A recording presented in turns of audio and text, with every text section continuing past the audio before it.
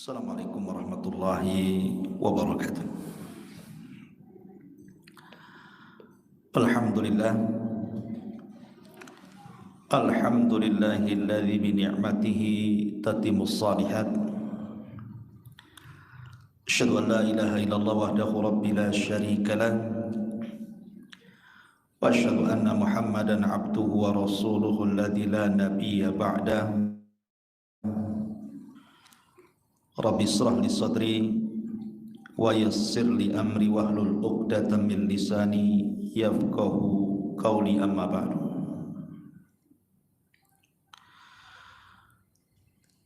Ma'asyiral muslimat, ibu-ibu yang dimuliakan Allah Subhanahu wa taala. Alhamdulillah, kembali sore ini kita bisa duduk untuk bertalabul ilmi.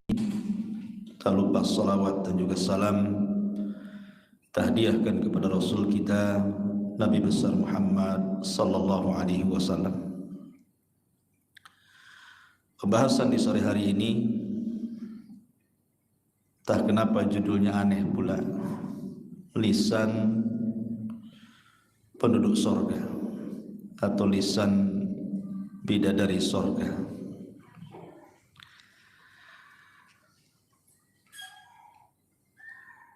Di dalam hadis Nabi sallallahu alaihi wasallam, dalam hadis qudsi Rasul mengatakan, a'dadtu li ibadis salihin ma la 'ainun ra'at wa la udhunun sami'at wa la khatara 'ala qalbi bashar. Kata Nabi sallallahu alaihi wasallam, Allah berfirman, aku telah peruntukkan untuk hamba-hambaku yang saleh, baik laki-laki ataupun perempuan, kenikmatan yang tidak pernah dilihat mata, didengar telinga, terlintas pun tidak bisa.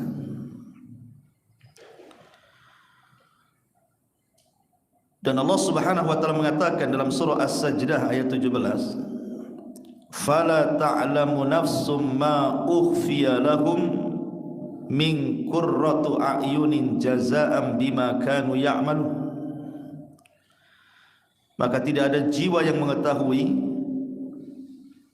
tentang bidadari-bidadari yang nyaman dipandang oleh mata yang Allah sembunyikan di dalam sorga.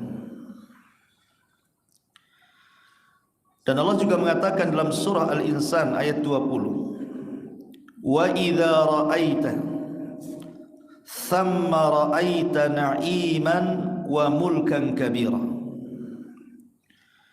Dan apabila kamu melihat di sana, maksudnya surga, niscaya kamu akan melihat berbagai macam kenikmatan dan kerajaan-kerajaan besar.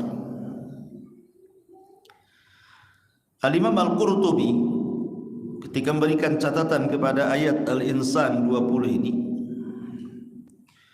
lamma kanatil muluku talbasu fid dunya al-asawira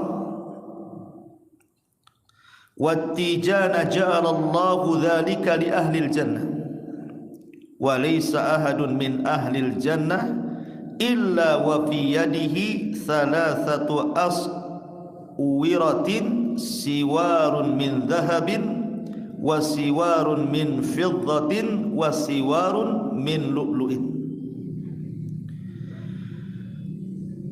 Tatkala para raja di dunia memakai gelang-gelang dan mahkota-mahkota, maka Allah menjadikan hal itu bagi para penghuni sorga.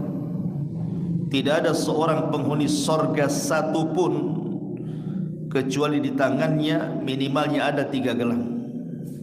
Gelang dari emas, gelang dari perak, dan gelang dari mutiara. Dalil-dalil ini menunjukkan tentang kenikmatan sorga. Di sorga itu tempat yang nikmat luar biasa. Sampai-sampai ketika Allah Subhanahu wa taala mensifatkan bidadari sorga, Rasul sampai mengatakan, lau anna imra'atan min nisa'i ahlil jannati ittala'at ilal ardi la adha'at ma bainahuma wa la mala'at ma bainahuma rihan wa la nasifuha ya'ni al-khimar khairun minad dunya wa ma fiha. Seandainya ada seorang wanita penghuni sorga hadir di dunia, kata Rasul,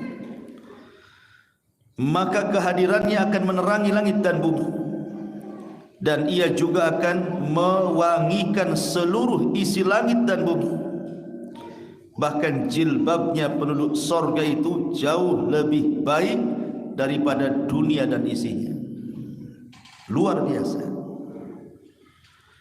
Tetapi keindahan sorga ini hanya sekedar dicerita saja, karena buktinya banyak di antara kita yang tidak mencari jalan ke sorga, bahkan lebih dekat mencari jalan ke neraka. Ma'asyiral muslimat yang dimuliakan Allah Subhanahu wa taala, saya ingin memulakan kajian kita ini mensifatkan soal bidadari sorga dulu, Bu ya. Baru kita masuk ke tema nanti.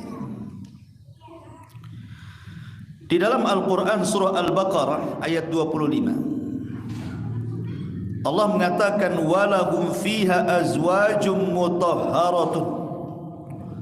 Bagi mereka di dalamnya, maksudnya di dalam sorga, ada istri-istri atau bidadari-bidadari mutahharatun yang disucikan.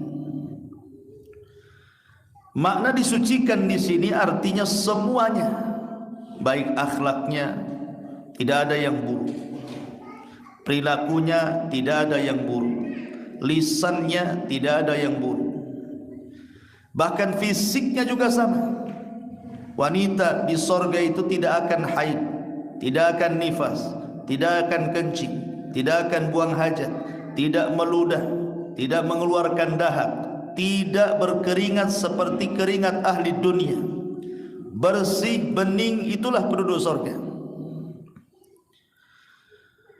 Dan ada sifat-sifat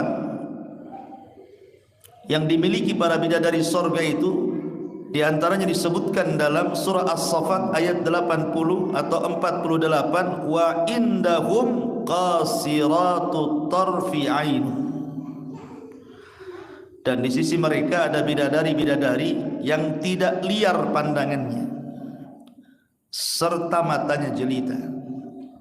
Kalau di dunia kadang-kadang ibu-ibu liar, Bu ya, apalagi masuk mall tuh, tengok tas tuh langsung tuju ke situ, dan liar kemana-mana.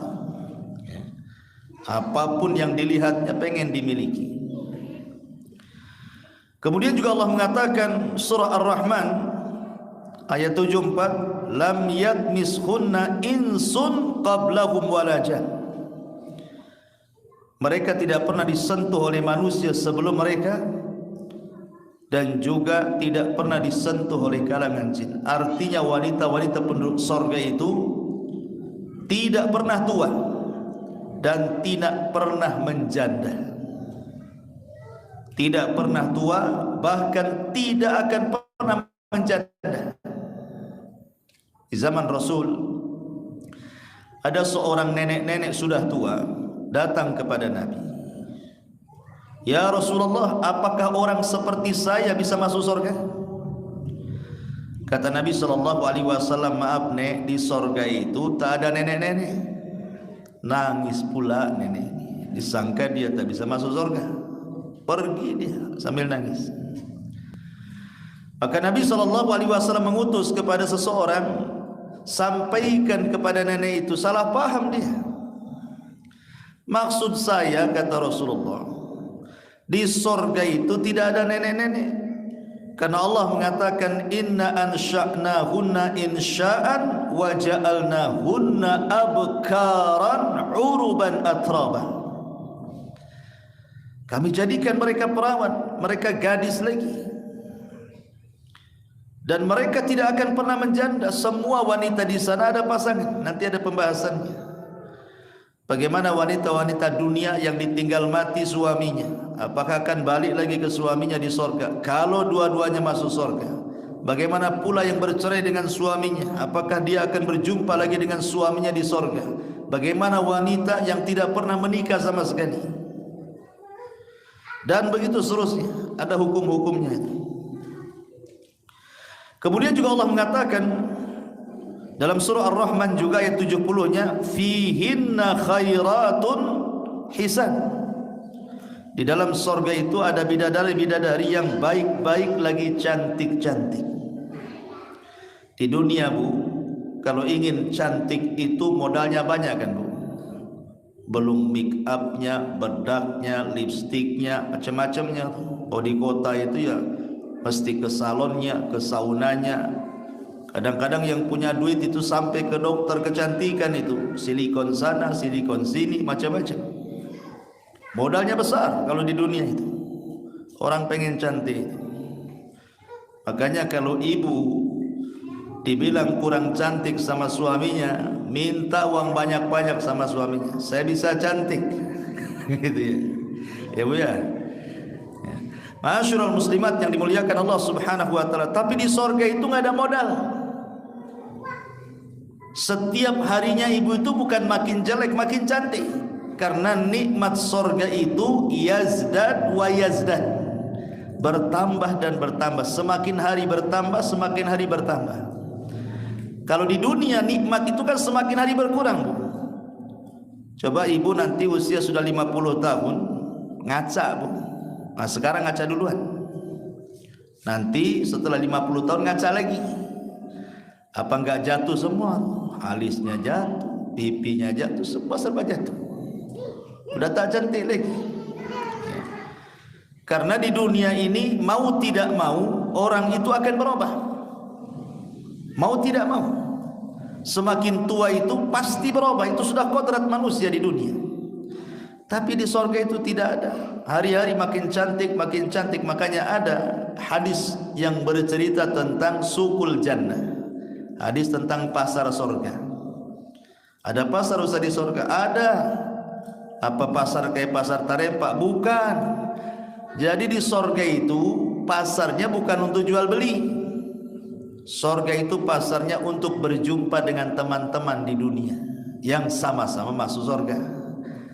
Setiap pekan itu nanti ketemu tuh dengan kawan-kawannya, berbincang-bincang di pasar itu, nostalgia tentang kehidupan dunia. Oh, dulu saya pernah rihlah sana sini, ingat gak? Oh, ingatlah kan itu. Lah ketika kemudian sebelum pulang, maka datang angin yang akan menerpa setiap wajah dan badan penduduk surga. Tiba-tiba angin yang membawa debu itu menjadikan berubah semuanya. Badannya berubah, mukanya berubah, kekuatannya berubah. Ketika sampai di rumahnya, maka masing-masing heran.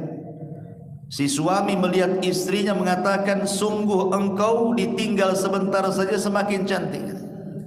Si istri mengatakan kepada si suami, laqad izdaztum husnan wa jamala. Engkau juga sama, makin ganteng, makin kuat. Setiap hari seperti itu. Itulah penduduk surga. Kalau masuk pasar makin ganteng. Coba di sini masuk pasar enggak ganteng, makin stres kan itu ya. Banyak enggak kebeli. Ya. Ma'asyiral muslimat yang dimuliakan Allah Azza wa Jalla. Kemudian juga Allah Subhanahu wa taala mengatakan hurun maksuratun bil khiyam. Bidadari surga itu jelita, putih bersih, bertahan dalam rumahnya. Jadi kalau sekarang kulit ibu-ibu hitam enggak usah sedih, Bu.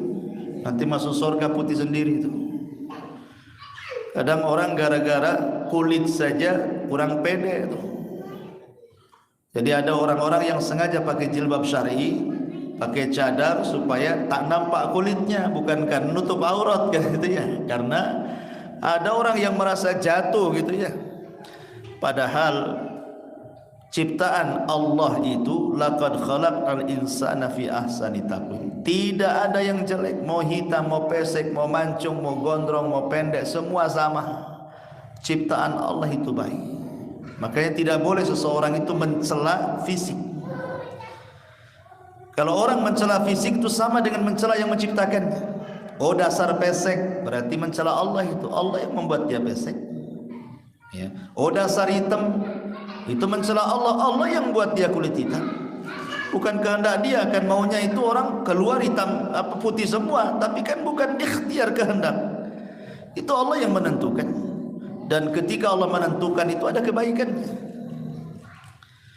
Kemudian juga Allah Subhanahu wa taala juga mengatakan dalam surah Al-Waqiah 35, inna ansha'nahunna insha'an, sesungguhnya kami menciptakan bidadari itu dengan langsung, faja'alnahunna abkara, dan kami jadikan para bidadari itu senantiasa gadis. Senantiasa gadis, walaupun digauli setiap hari, dia tidak pernah menjadi tidak gadis, hilang keperawanan, tidak. Karena setiap digauli dikembalikan lagi, digauli dikembalikan lagi. Kemudian juga Nabi SAW mengatakan, innal mar'ata min nisa'i ahlil jannah la yura bayadu saqiha min wara'i sab'ina khullah. Sesungguhnya seorang wanita di sorga itu sungguh terlihat putih betisnya di balik 70 gaun sutranya, sampai tembus, kan itu ya. Luar biasa gitu. Kadang-kadang kita ini terpukau, mungkin ya ibu-ibu mungkin yang tukang medsos tengok artis, kapan saya kayak dia. Artis nggak ada apa-apanya di sorga itu, mungkin paling jelek dia. Masyarul muslimat yang dimuliakan Allah Azza wa Jalla. Kemudian juga Allah mengatakan ka'annahunnal yaqut wal marjan, seakan-akan bidadari itu permata yakut dan mutiara. Lihat bagaimana Allah istilahkan dengan yakut dan mutiara. Dan begitu seterusnya lah. Enggak usah kita jelaskan panjang lebar masalah bidadari ini. Ibu baca sendiri di Quran tentang bagaimana sifat bidadari itu luar biasa. Sekarang ada ummahat nyeletuk, Ustaz, kalau cerita bidadari yang enak laki-laki katanya. Kenapa? Karena laki-laki itu selain dapat istri, dapat pula bidadari. 70 lagi bidadarinya. Setiap 70 bidadari ada dayangnya. Setiap dayang ada pembantunya. Semua halal. Berapa wanita laki-laki dapat? Kenapa kami wanita tidak diberikan nikmat yang sama? Dapat bidadara juga kan itu. Gimana tuh jawabannya tuh? Kalau dilempar ke kaum laki-laki. Begini Bu ya, saya jawab sedikit baru kita jelaskan tentang lisan penduduk surga. Di dalam Al-Qur'anul Karim Allah Subhanahu wa taala berfirman bahwa kenikmatan penduduk surga itu, penikmatan penduduk surga itu disamakan baik laki-lakinya ataupun perempuannya, tidak dibeda-bedakan. Ingat Bu ya, tidak ada yang membedakan kenikmatan laki-laki dan perempuan kecuali yang dikhususkan Allah. Seperti ya tadi laki-laki dapat sekian bidadari, itu kan kekhususan. Allah lebih tahu tentang nikmat laki-laki dan Allah lebih paham tentang nikmat perempuan. Itu yang harus dipahami. Alasannya gini Bu ya, kenapa Allah Subhanahu wa taala tidak menyebutkan dalam Al-Quran nikmat wanita dunia yang masuk ke dalam surga? Kenapa Quran tidak menyebutkannya? Yang disebutkan hanya nikmat bidadari, sementara bidadari itu bukan penghuni dunia yang masuk surga, memang diciptakan oleh Allah di dalam surga. Kok Quran tidak menjelaskan? Sebagian ulama mengatakan bahwa wanita-wanita dunia kalau dia masuk ke dalam surga, maka dia jauh lebih cantik, lebih indah, lebih bening, lebih daripada bidadari. Makanya tidak diceritakan. Cukuplah bidadari itu sebagai gambaran. Kalau bidadari saja sedemikian cantiknya, macam mana ibu yang masuk surga, gitu maksudnya. Dan ini ditanyakan oleh Ummu Salamah radhiyallahu anha kepada Rasul. Kata Ummu Salamah, ya Rasulullah, bagaimana nasib wanita-wanita dunia kalau masuk ke dalam surga? Kenapa Al-Quran tidak menyebutkan tentang keindahan mereka? Maka Rasul mengatakan bahwa wanita-wanita penduduk surga, wanita-wanita penduduk dunia yang masuk surga jauh lebih indah dibandingkan bidadari. Kenapa? Karena wanita-wanita dunia itu lelah letih dia masuk surga. Sementara bidadari itu tidak ada lelah letih beramal, memang sudah di surga mereka. Karena amalannya itulah. Kemudian yang kedua, wanita itu memiliki sifat malu. Wanita itu memiliki sifat malu, dan sifat malu itu biasa disembunyikan. Makanya kenikmatan wanita itu disembunyikan, tidak disebutkan. Yang jelas dia akan mendapatkan nikmat yang besar kelak di surga, tidak disebutkan. Cukuplah firman Allah Subhanahu wa taala tadi bahwa kenikmatan-kenikmatan surga itu fala ta'lamu nafsun ma ukhfiya lahum.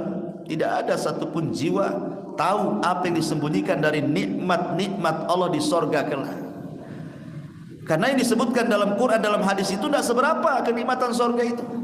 Hakikatnya jauh lebih nikmat. Sehebat apapun saya menjelaskan kenikmatan surga, surga itu menyelisih apa yang saya jelaskan. Saking nikmatnya, karena nggak bisa dibayangkan. Ya. Kemudian Bu, surga itu miniatur dunia. Surga itu miniatur dunia. Maksudnya apa? Di dunia Bu, laki-laki itu dia hanya satu nikmatnya. Lihat ibu, kalau laki-laki itu hanya suka dengan perempuan saja. Tapi kalau perempuan itu terbagi kenikmatannya. Dia suka dengan laki-laki, suka dengan sepatu, suka dengan sandal, suka dengan tas, suka dengan perhiasan, suka dengan baju, celana, macam-macam kan Bu. Makanya lihat, ada laki-laki itu pakai baju seminggu gak ganti-ganti Bu. Karena nggak begitu suka dia dengan baju. Tapi kalau perempuan nih, ada ya kawannya pakai baju baru, bermerek, cantik, bagus, pasti ibu melirik, didekati, disentuh, beli di mana Om katanya. Gitu ya. Laki-laki nggak ada tuh, ada kawannya pakai jubah, nggak peduli. Tapi kalau perempuan begitu dia. Tengok kawannya bawa tas bagus, pengen juga kan itu. Kawannya pakai anting-anting, gelang-gelang, kalung-kalung, pengen juga. Jadi kenikmatan wanita itu beragam. Kalau saya analogikan seperti ini Bu, mudahnya ya. Ada laki-laki dikasih pilihan dua wanita. Yang satu hitam, jelek, kriwel. Pokoknya enggak, pendek, pokoknya enggak ada lah, enggak tertarik. Tapi dia kaya Bu, kaya dia.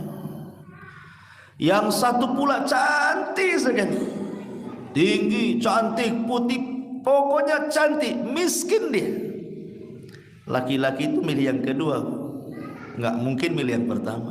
Bapak kaya, laki hati nanti malu dibawa-bawa gitu. Coba kita balik Bu, ibu dikasih dua laki-laki, yang satu ganteng luar biasa, yang satu jelek. Yang jelek ini miliarder, rumahnya banyak, gajinya ratusan juta, apapun yang ibu mau per bulannya ratusan juta. Yang satu pula ganteng-ganteng nganggur, tak punya duit, hutang banyak, dikejar debt collector. Kira-kira milih mana Bu? Gitu ya. Pasti ibu milih yang jelek, yang penting kaya. Dari analogi ini saja kita sudah tahu bahwa kenikmatan di dunia saja sudah beda tuh. Makanya kenapa di sorga juga demikian. Ada kenikmatan itu yang luar biasa. Makanya di sorga itu tidak ada kecemburuan Bu, karena ibu itu cantik terus. Karena ibu cantik terus, bahkan lebih cantik di antara bidadari sorga, makanya tidak akan cemburu. Tapi kalau di dunia nih, suami berpoligami, dapat istri muda, ibu pula sudah tua, jelek pula kan itu, pasti cemburu tuh. poligami kok, cari yang kayak gini, yang sama-sama tua lah saya sama saya banget. Itu ya.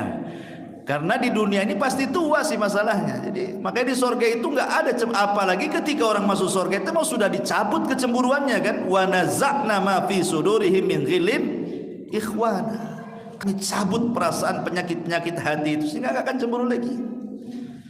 Karena kenikmatannya dengan laki-laki itu dilupakan, ada nikmat yang jauh lebih besar bagi wanita itu. Ma'asyiral muslimat yang dimuliakan Allah Azza wa Jalla. Kemudian juga apapun yang dikehendaki di sorga itu pasti ibu dapat. Di dunia bu, terkadang ibu punya kehendak dan belum tentu dikabulkan kan bu. Minta sama suami, tolonglah bang, orang sebelah itu baju bagus, tas bagus, gelang-gelang, anting-anting, kapan lah saya dikasih katanya. Asibok kresek sana sini katanya. Belum tentu dikabulkan suami kan bu. Ibu punya kehendak itu belum tentu dikabulkan suami. Suami paling tinggi, ya nanti nabung dulu, sabar kan itu. Macam-macam jawabannya. Tapi di sorga itu keinginan ibu dilaksanakan, ada semua. Apapun yang kita kehendaki Allah kabulkan. Pertanyaan, di sorga bisa hamil nggak Ustaz saya? Bisa punya anak nggak di sorga ini? Kata ulama mengatakan penduduk sorga itu tidak akan hamil. Penduduk sorga itu tidak akan punya anak. Penduduk sorga itu hanya senang-senang saja sama suaminya, tapi tak punya anak. Kenapa demikian? Begini bu ya, anak di dunia itu berapa tahun lah lucu-lucunya? Coba bu, 3 tahun masih lucu lah kan, 4, 5, itu kalau udah 7 tahun nyebelin tuh, udah mulai nakal dia. Kalau sudah belasan tahun kurang ajar tuh, kasih tahu tak mau, apalagi usia-usia SMP, tuh degil-degilnya tuh. Jadi kenikmatan sama anak itu sebentar di dunia itu. Tapi di sorga itu walaupun ibu ndak punya nggak mengandung, nggak melahirkan, ada anak-anak juga di sana. Anak-anak orang kafir yang mati masuk sorga, anak-anaknya orang yang beriman gitu ya. Makanya Allah mengatakan dalam Al-Quran itu, yatufuna alaihim wildanun mukhalladun. Maka akan ada anak-anak kecil yang lucu-lucu. Lucunya itu mukhallad. Mukhallad itu lucu terus. Enggak ada waktu-waktu enggak lucunya, lucu terus gitu ya. Itulah luar biasa anak-anak yang ada di sorga itu. Ya. Ma'asyiral muslimat yang dimuliakan Allah Azza wa Jalla. Kemudian juga yang namanya kehamilan, yang namanya kelahiran itu kan menyakitkan kan. Di sorga itu tidak ada yang menyakitkan. Karena kalau wanita hamil itu gerak aja susah dia, tidur aja susah, apalagi sudah besar kan. Makan aja kadang-kadang muntah. Nanti pula melahirkan, meregang nyawa pula kan itu. Banyak perkara-perkara yang menjadikan kemudian tidak ditiadakan di sorga itu karena tadi di sorga itu darun ni'mah.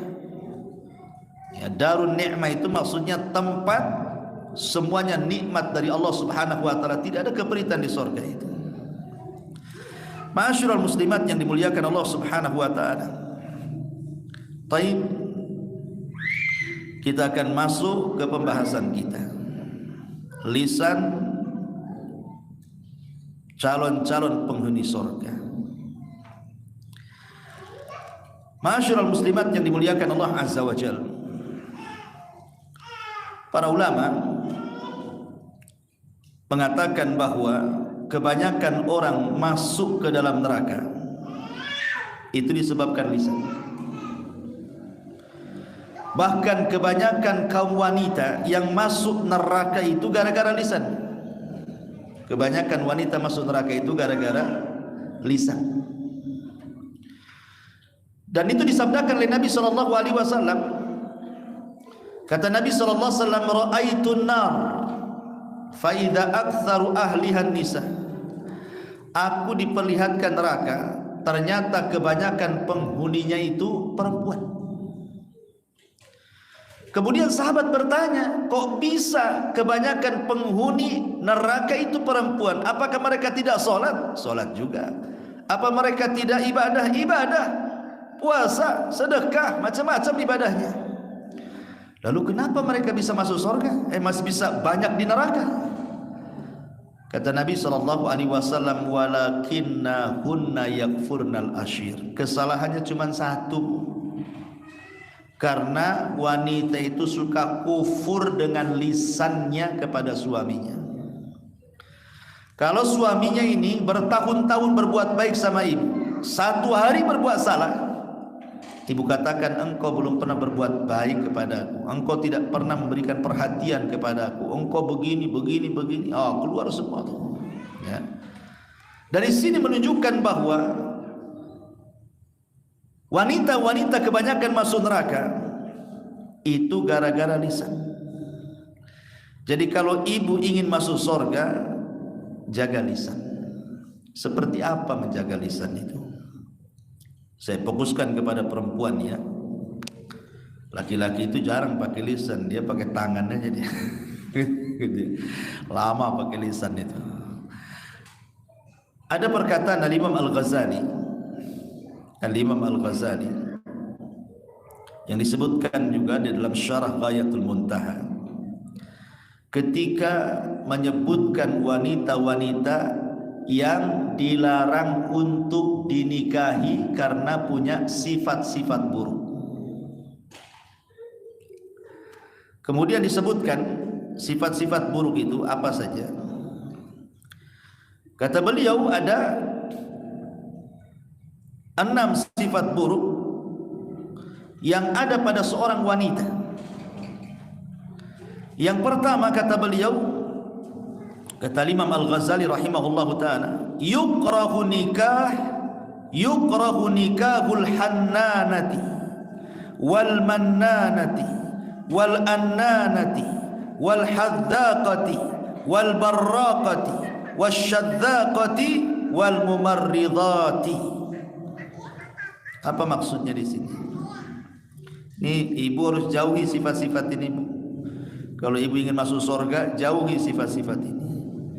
Karena sifat-sifat ini bentuk penentangan kepada suami yang menunjukkan kebanyakan wanita masuk neraka. Kalau ibu terhindar dari sifat-sifat ini, Bu, berarti lisan ibu lisan penduduk surga. Apa itu? Yang pertama, annanah. Annanah itu perempuan yang banyak mengeluh, banyak mengadu, suka garuk kepala. Maka jauhi, jangan suka mengeluh ya. Tapi jadilah wanita qanaah. Kalau memang suami sudah berusaha, dia sudah tanggung jawab sebenarnya. Memang Allah belum rizkikan rizki yang luas gitu ya. Kalau beberapa keinginan ibu ini belum terpenuhi, qanaah, ridha dengan pemberian Allah. Jadilah wanita yang kebalikan daripada anan. Jangan suka ngeluh. Tolonglah bang, itu kan, itu ngeluh tuh ya. Ya. Ini yang pertama.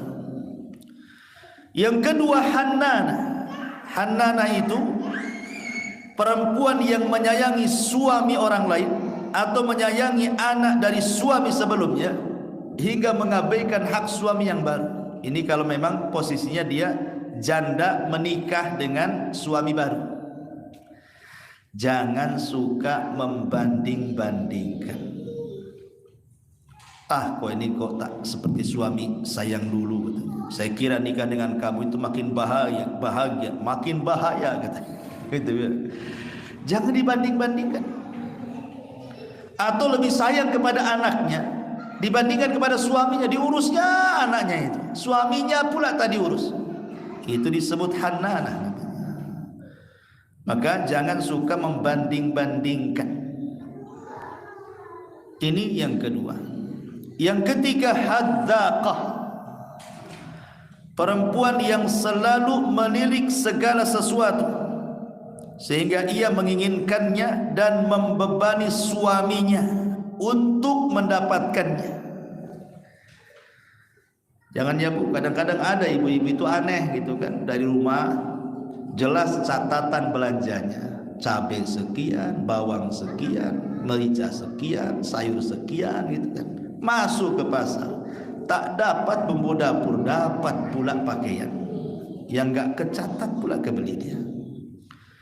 Atau masuk pasar itu tidak fokus beli bumbu bu, tetapi sengaja jalan-jalan dulu, tengok pakaian, tengok sandal, tengok tas, itu sudah digambarkan.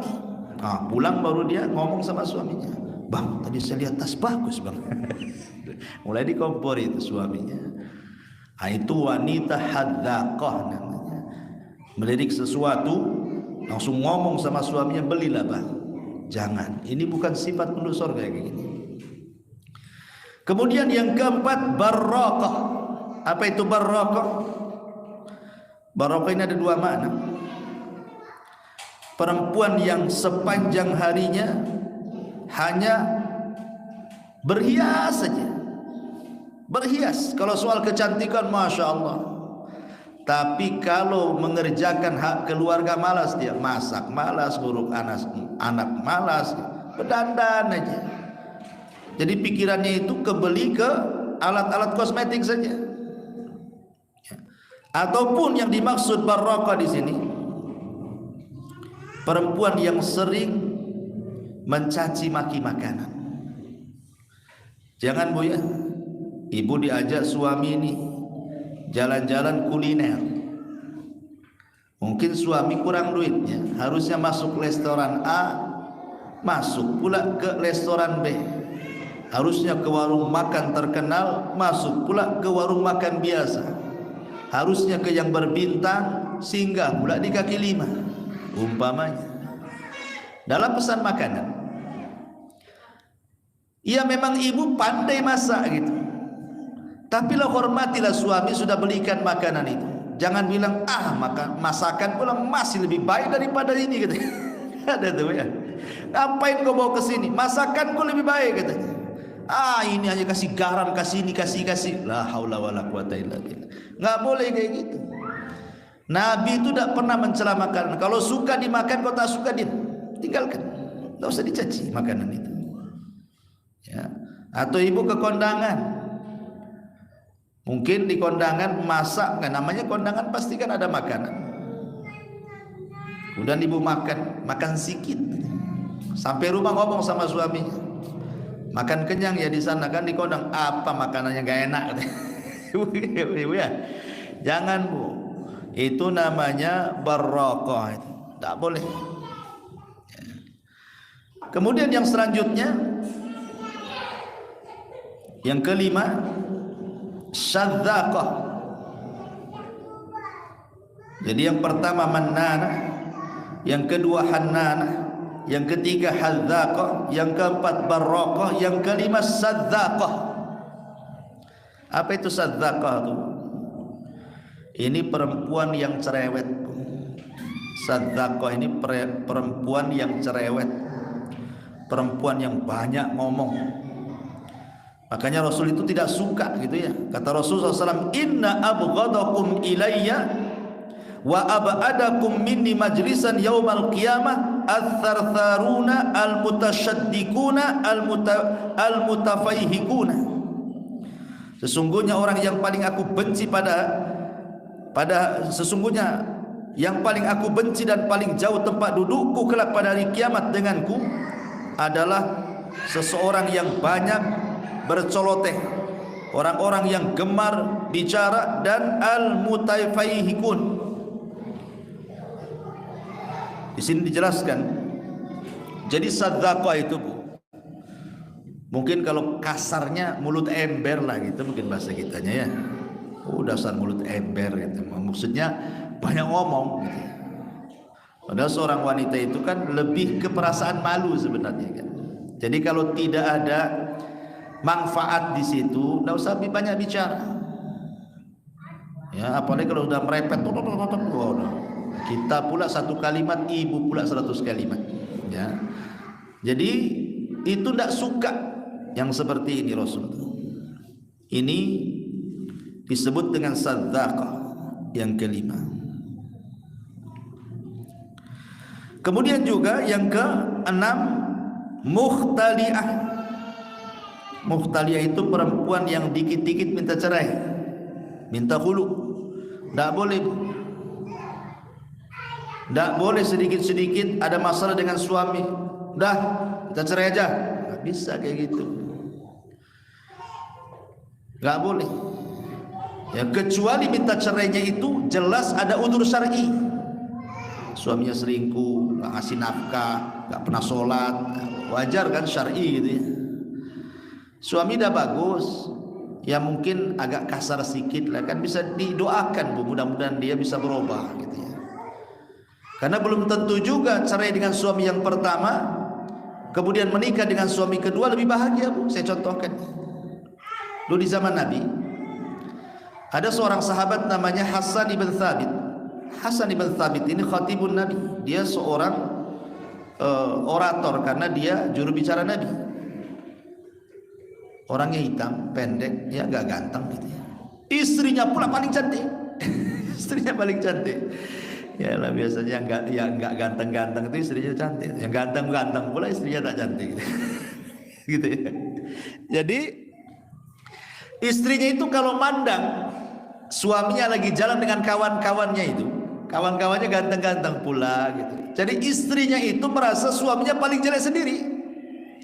Kok suami saya kok hitam sendiri, pendek sendiri, jelek sendiri. Akhirnya lambat akhirnya kurang cintanya karena membanding-bandingkan itu dengan suami orang.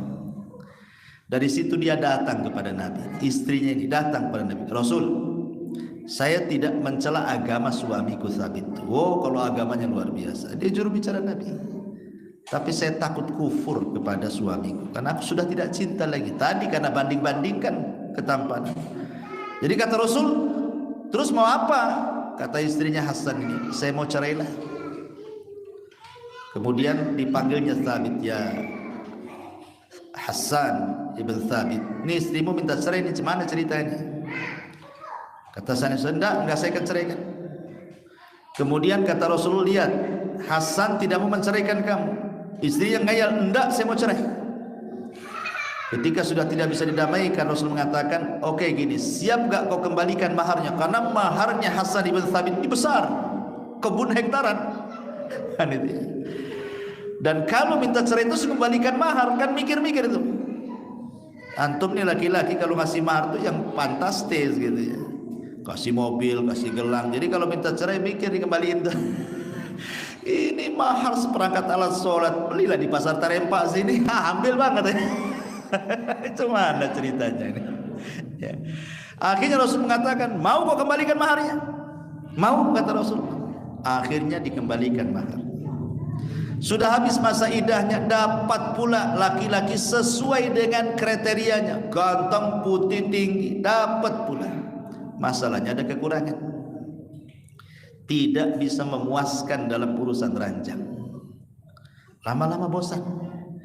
Dia mengatakan, masihlah mendingan suami lama Hasan ibn Thabit, aku puas dibandingkan dengan suamiku yang baru ini, katanya. Akhirnya dia minta cerai lagi, tapi Hasan ibn Thabit tak mau kembali. Dari sini menunjukkan apa? Terkadang apa yang kita anggap baik belum tentu baik, gitu maksudnya. Tapi apa yang kita anggap jelek, jangan-jangan ada kebaikan pula di situ. Ya, maka janganlah jadi wanita yang suka minta cerai. Ya, kalau memang ada jalan yang bagus, janganlah kayak gitu. Ya. Ataupun yang ketujuh, akhir, wanita fasik. Ya, wanita fasik itu kalau depan suaminya malaslah berdandan dia itu. Malas, padahal kalau minta uang sama suaminya itu hanya untuk beli make up, beli bedak, beli apa-apa gitu ya. Tapi sudah dibelikan, tak pula dia dandan di depan suaminya. Malah kalau kondangan pula rapi-rapi, cantik-cantik, harum-harum. Ini cerita gimana? Nah, ini tanda-tanda wanita fasik yang seperti ini. Tabarruj namanya, tidak boleh. Ya. Kemudian juga yang kedelapan, an-nashiz. Perempuan yang merasa lebih tinggi di atas suaminya. Kadang-kadang dia ngomong asal nyeplos saja. Ya, kamu dulu loh, aku juga yang modali kau dagang. Ya kan, suami istrinya merasa lebih kaya dulunya. Kalau kau nggak nikah dengan aku nggak seperti ini katanya. Jadi dia merasa nggak boleh kata-kata seperti itu dalam rangka merendahkan suami. kayak kau ganteng aja banyak duitnya katanya. Jadi jangan ngomong, jangan merasa lebih, itu namanya nasij, tidak boleh ya. Jadi tidak layak wanita nasij. Termasuk juga perempuan yang suka marah-marah, dikit-dikit marah, dikit-dikit marah. Termasuk juga wanita yang suka mumarridah. Mumarridah itu pura-pura sakit, pura-pura sakit. Diajak suaminya untuk berhubungan, capek lah bang badan, padahal tak capek sebenarnya ya. Dia memang nggak mau aja melayani. Nggak boleh kayak gitu, jangan ngomong seperti itu ya. Lah ini secara khusus jangan dimiliki sifat-sifat seperti ini. Kata-kata seperti ini bentuk kufur yang menjadikan wanita-wanita itu tidak masuk surga. Ini gara-gara 10 perkara itu. Ataupun secara umum bu, seperti umpamanya dosa-dosa lisan itu yang secara umum, al-kalam fi ma la ya'ni, ngobrol tidak jelas faedahnya. Ibu datang ke tetangga, awalnya bagus, entah mau keperluan apa gitu, sudah duduk lama ngobrol nggak jelas, ngalor ngidul ngetan ngulon tuh nggak jelas apa manfaatnya gitu, ngabisin waktu aja. Tinggalkan ya ucapan-ucapan yang tidak ada manfaatnya. Ataupun al-jidal wal mira, suka membantah sama suaminya, dia suka bantah saja. Pas suaminya nasihati baik-baik, dibantahnya dia ya. Ataupun al-ghibah, yang ma'ruf ya ghibah lah, itu yang banyak dilakukan perempuan tuh ghibah. Makanya Rasul itu kalau menyebutkan dosa ghibah, yang dicontohkan bukan laki-laki bu, yang dicontohkan tuh perempuan. Jadi Rasul itu ketika menjelaskan dosa ghibah, contohnya itu ibu-ibu. Ketika sahabat mengatakan, ya Rasulullah, inna fulanatan taqumul laila wa tasumun nahar wa taf'al wa tasaddaqat bi fuduli amwaliha. Rasul, ada loh seorang ibu, ibu dia ngomongnya, ada loh seorang ibu, masya Allah, sholat malam, puasa sunnah, sedekah, berbuat baik, nggak pernah tinggal. Kekurangannya satu Nabi, walakin tu'dhi jiranaha bilisaniha, tapi lisannya itu ngeri, setajam silet katar. Ngomong itu tersakiti semua. Apa kata Rasul? Percuma tuh amalan-amalannya. Wanita itu layak masuk neraka. Lah, ya. Kenapa kok Rasul mencontohkan, sahabat ini mencontohkan wanita ketika bicara soal ghibah? Karena umumnya yang suka ghibah itu, yang punya majelis ghibah itu biasanya perempuan. Laki-laki jarang ghibah, ada laki-laki ghibah. Laki-laki ini ghibahnya ghibah politik, laki-laki itu. Itu ghibahnya politik. Kalau perempuan kan nggak mau cerita politik. Perempuan itu ghibah tetangganya, ghibah kawannya, ghibah satu majelis taklimnya, ya kan? Nah, ini hindari, karena ini bukan perkataan penduduk sorga. Di sorga itu nggak ada ghibah. Di sorga itu tidak ada yang menyakiti. Semua lisan penduduk sorga itu salam.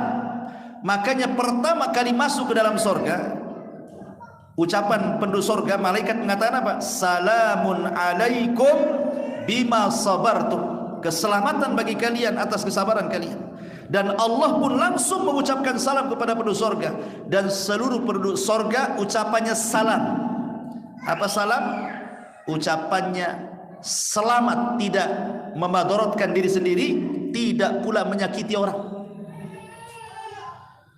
Kan sekarang banyak nih, satu ucapan viral, akhirnya dilaporkan polisi, padahal gara-gara ngomong tuh orang tersinggung kan ya. Di surga itu tidak ada, semuanya salam, keselamatan, ngomongnya itu enak, ngomongnya itu luar biasa sedap didengar gitu ya. Baik diri sendiri atau orang lain ya. Termasuk juga jangan sampai as-sukhriyah, mengejek, kan ada tuh ibu-ibu suka ngejek kawannya, jangan. Termasuk ifsya'u asrarin nas, menyebar keburukan orang, yang lebih parah lagi keburukan keluarga pula disebar. Ini bahaya. Itu bukan sifat penduduk surga tuh. Ataupun namimah. Oh, namimah ini bahaya lagi. Kompor gas ke sana kemari, dinyalain sana, nyalain sini gitu ya. Akhirnya orang bertengkar. Termasuk juga al-madhu li ghairi mustahiqqi, memuji sesuatu yang bukan tempatnya untuk dipuji. Al-bada'ah tulisannya jorok, kotor gitu ya. Al-la'nu tukang laknat. Kemudian juga al-khusumah suka bertengkar dengan tetangganya, lisannya itu pedas sekali. Ataupun suka menuduh, ataupun memuji diri sendiri gitu ya. Ataupun menyakiti orang dengan lisannya, mengeluarkan kata-kata kufur. Di masyarakat ini mudah orang mengeluarkan kata-kata kufur ini. Kalau bukan karena kamu, ini hati-hati ya. Kalau bukan karena Allah gitu. Dan begitu seterusnya ya. Jadi kalau ingin kita menjadi penduduk surga, artinya wanita-wanita ingin menjadi lisan-lisan bidadari surga, maka perbaiki ucapan. Kata Rasul, ucapkan yang santun kalau tidak bisa diam. Ucapan yang santun kalau tidak bisa diam. Jadi inilah diantara pembahasan kita bahwa yang paling banyak seseorang wanita masuk ke dalam surga adalah wanita-wanita yang menjaga lisan dan tidak kufur kepada suaminya. Dan tadi saya sudah sebutkan bagaimana bentuk kufurnya kan. Wallahu a'lam bishawab.